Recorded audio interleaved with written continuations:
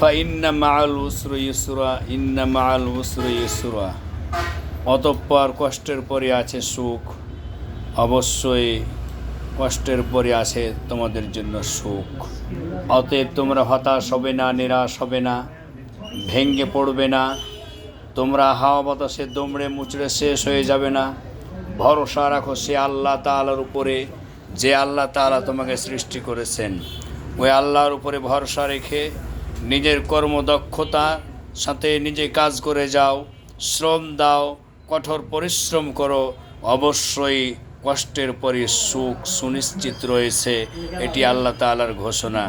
প্রিয় বন্ধুগণ, তোমরা কেউ হতাশ হবে না, নিরাশ হবে না, চিন্তিতও হবে না। অবশ্যই আল্লাহ রব্বুল আলামিনের সাহায্য তোমাদের জন্য অবশ্যই আসবে। আল্লাহ তাআলা কথাগুলি বোঝার তৌফিক দান করুন। আল্লাহুম্মা আমিন।